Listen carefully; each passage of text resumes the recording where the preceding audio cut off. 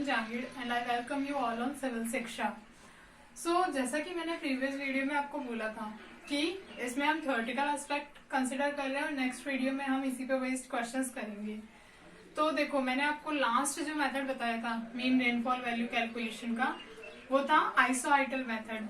उसी पे based question अभी हम करेंगे।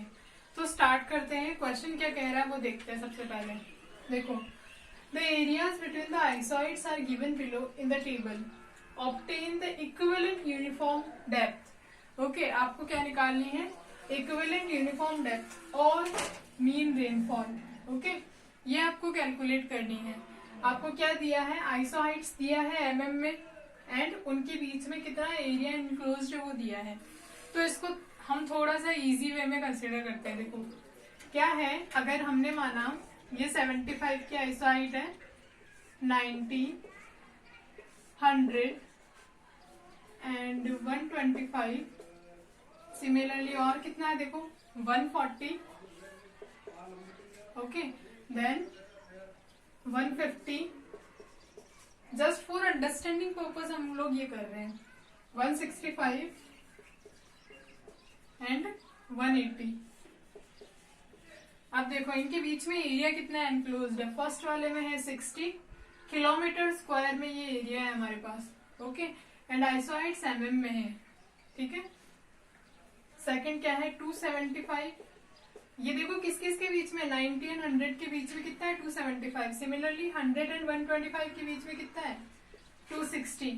Similarly 150, 380, 215 and 120। ये मान लो हमारा एक कैचमेंट है, ओके। इसमें ये आइसोइड्स हमें गिवन है और एरिया हमें गिवन है।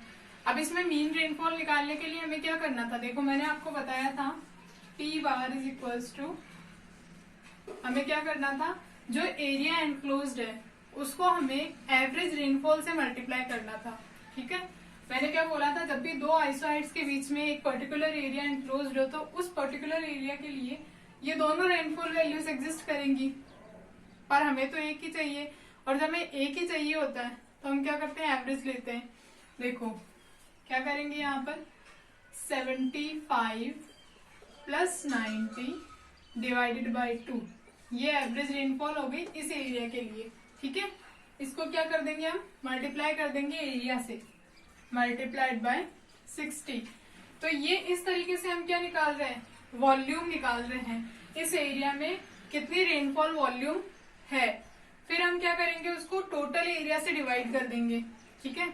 अगर आपने वॉल्यूम को एरिया से डिवाइड कर दिया तो आपको क्या मिल जाएगा, आपको रेनफॉल मिल जाएगी, जो कि हमारे क्या होगी, जो क्वेश्चन में पूछा है इक्विवेलेंट यूनिफॉर्म डेप्थ होगी, ओके।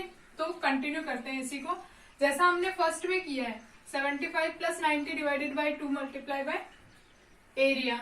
सिमिलर प्रोसेस हमें सबके साथ रिपीट करना है, ओके।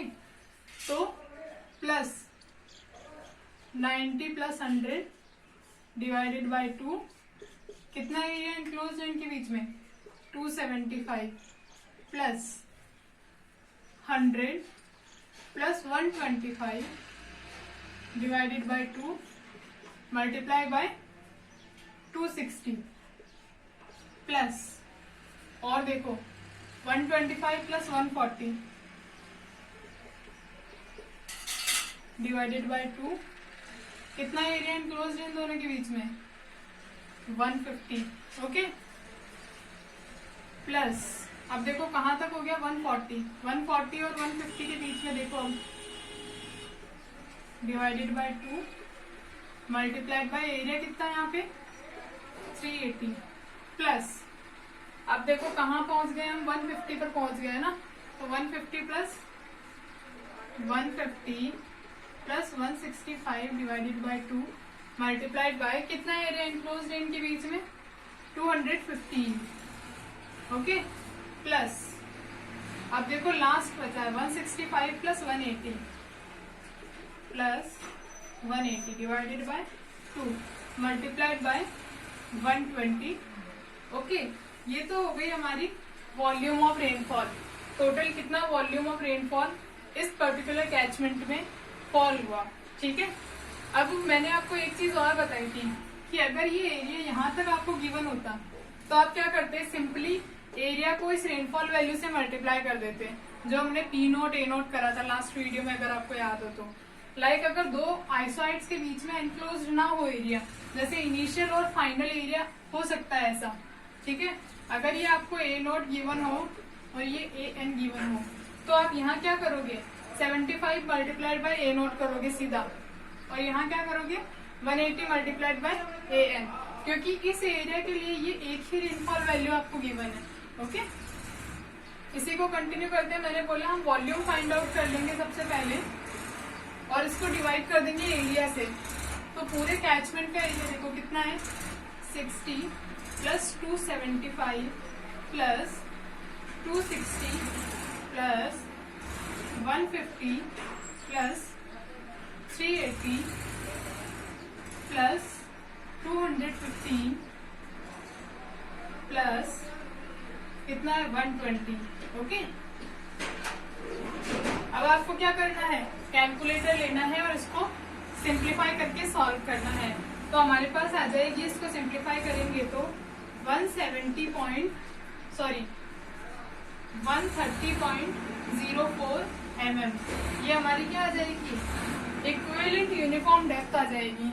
ओके, तो आई होप सो आपको समझ में आया होगा। मैं एक बार समराइज कर देती हूँ इसको। देखो ऐसे बनाने का क्या फायदा हुआ, आपको कोई कंफ्यूजन नहीं हुआ यहाँ पर, ना आइसोइड्स को एवरेज लेने में कंफ्यूजन हुआ, ना एरिया को मल्टीप्लाई करने में कंफ्यूजन हुआ। यहाँ से देखो आपको जो पसंद आए वो आप कर सकते हो, जैसे आपको कंफर्टेबल हो। ओके, बाय द वे ये मेथड ज्यादा प्रेफरेबल रहता है, क्योंकि जल्दी से हमें जब डायग्राम के थ्रू हम विजिबल कर रहे होते हैं तो हम चीजों को जल्दी परसीव करते हैं। ओके, तो फिर हमें क्या करना है, हमें एवरेज लेना है आइसोइड्स का और जो एरिया इंक्लोज्ड उससे मल्टीप्लाई करना है। ऐसा करके हम क्या कर रहे हैं, volume of rainfall find out कर रहे हैं कैचमेंट में। उस वॉल्यूम को हमने क्या किया, टोटल एरिया से डिवाइड कर दिया, तो हमें क्या मिल गया, मीन रेनफॉल वैल्यू मिल गई। ओके, तो नेक्स्ट लेक्चर में हम थिक्सन पॉलीगन मेथड पर काम करेंगे, सेम न्यूमेरिकल हम लोग सॉल्व करेंगे। ठीक है, थैंक यू।